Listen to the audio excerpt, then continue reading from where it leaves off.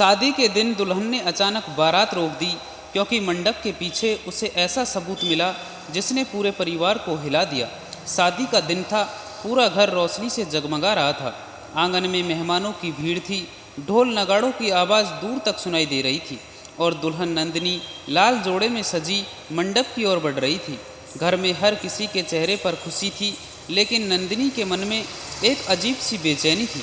उसकी शादी शहर के बड़े व्यापारी परिवार के बेटे आरब से हो रही थी। आरब पढ़ा लिखा, शांत और देखने में बेहद सभ्य था। दोनों की मुलाकात कुछ महीने पहले एक पारिवारिक कार्यक्रम में हुई थी और धीरे धीरे दोनों की शादी तय हो गई थी। नंदिनी को आरब पसंद था, लेकिन उसके परिवार की कुछ बातें उसे हमेशा परेशान करती थी। खासकर आरब के पिता महेश और चाचा सुरेश की आपस में होने वाली धीमी आवाज़ में बातचीत। बारात दरवाजे पर पहुंच चुकी थी। आरब घोड़ी से उतरा तो नंदिनी की सहेलियां उसे छेड़ने लगी। कुछ देर बाद जयमाला की रस्म पूरी हुई और सभी लोग शादी की तैयारियों में लग गए। तभी नंदिनी की नज़र मंडप के पीछे बने पुराने स्टोर रूम पर पड़ी। वहाँ से उसे किसी चीज़ के गिरने की आवाज़ सुनाई दी। वह अपनी सहेली के साथ वहाँ गई। कमरे में पुराने सामान के बीच एक लकड़ी की अलमारी पड़ी थी। अलमारी का दरवाज़ा आधा खुला था। नंदिनी ने जैसे ही उसे बंद करने के लिए हाथ बढ़ाया, नीचे एक पुरानी फाइल दिखाई दी। फाइल पर धूल जमी थी और ऊपर लिखा था संपत्ति और दुर्घटना का मामला। नंदिनी को लगा कि शायद यह परिवार का कोई पुराना कागज़ होगा, लेकिन फाइल उठाते ही उसके हाथ कांपने लगे। अंदर कुछ पुराने दस्तावेज, बैंक की रसीदें और एक अखबार की कटिंग थी। अखबार की खबर पढ़ते ही उसके चेहरे का रंग उड़ गया। खबर करीब 20 साल पुरानी थी। उसमें लिखा था कि एक युवक विनय शर्मा की सड़क दुर्घटना में मौत हो गई थी और उसके साथ मौजूद छोटी बच्ची लापता हो गई थी। नंदिनी ने नीचे लगी तस्वीर देखी तो उसकी सांस जैसे रुक गई। वह तस्वीर उसके पिता की थी। नंदिनी के पिता की मृत्यु तब हुई थी जब वह बहुत छोटी थी। परिवार हमेशा कहता था कि उनकी मौत एक सामान्य सड़क दुर्घटना में हुई थी, लेकिन इस फाइल में कुछ ऐसा था जो इस कहानी को बदल रहा था। एक दस्तावेज में लिखा था कि दुर्घटना से कुछ दिन पहले विनय शर्मा ने अपनी करोड़ों की ज़मीन अपने छोटे भाई के नाम करने से इनकार कर दिया था। दूसरे कागज़ में एक गवाह का बयान था जिसमें कहा गया था कि दुर्घटना से पहले विनय को आखिरी बार महेश और सुरेश के साथ देखा गया था। नंदिनी के पैरों तले ज़मीन खिसक गई। महेश वही व्यक्ति था जो आज उसका होने वाला ससुर था। उसने फाइल का आखिरी पन्ना पलटा। वहाँ एक छोटी सी फ़ोटो लगी थी। फ़ोटो में एक बच्ची अपने पिता के साथ खड़ी थी। वह बच्ची नंदिनी ही थी। लेकिन सबसे बड़ा झटका अभी बाकी था। फ़ोटो के पीछे लिखा था, अगर मुझे कुछ हो जाए तो इस बच्ची को महेश से बचाना। उसे असली सच कभी पता नहीं चलना चाहिए। नंदिनी की आंखों के सामने अंधेरा छाने लगा। वह तुरंत अपनी माँ के पास गई और फाइल उनके सामने रख दी। माँ ने जैसे ही कागज़ देखे उनके हाथ कांपने लगे। कुछ पल तक वह चुप रही, फिर उनकी आंखों से आंसू बहने लगे। उन्होंने कहा, मैंने सोचा था यह राज हमेशा मेरे साथ दफन हो जाएगा।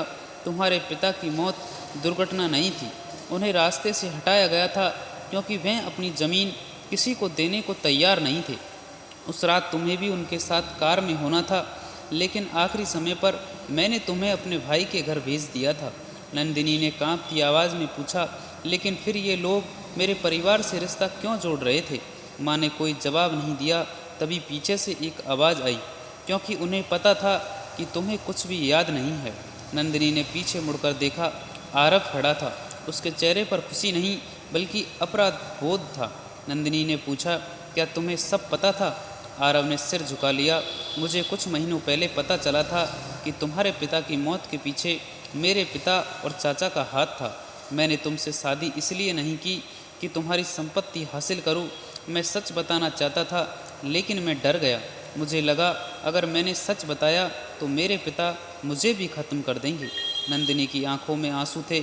उसने कहा, तुमने सच छिपाकर मेरा भरोसा तोड़ दिया। आरब ने जवाब दिया, मैं मानता हूँ मैंने गलती की, लेकिन आज मैं तुम्हारे साथ खड़ा हूँ। इतने में महेश और सुरेश वहाँ पहुँच गए। महेश ने फाइल नंदिनी के हाथ में देखी तो उसका चेहरा सफ़ेद पड़ गया।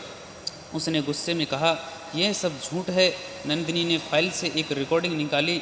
फाइल में मौजूद पुराने रिकॉर्डर की मेमोरी में एक आवाज़ दर्ज थी। आवाज़ महेश की थी।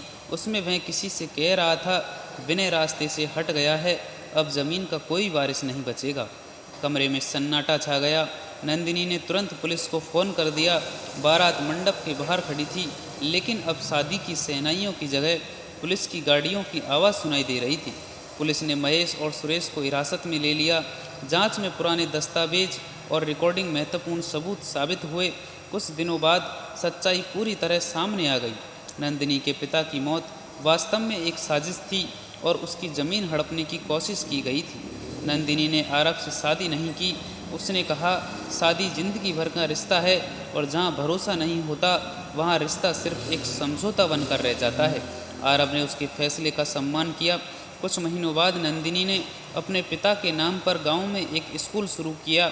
उद्घाटन के दिन उसने स्कूल के बाहर अपने पिता की तस्वीर लगाई और कहा, मेरे पिता मुझसे दूर ज़रूर चले गए थे, लेकिन आज उनका सपना मेरे सामने जिंदा है। उस दिन नंदिनी को समझ आया कि कभी कभी ज़िंदगी हमें सबसे बड़ा दर्द देकर ही सबसे बड़ा सच दिखाती है।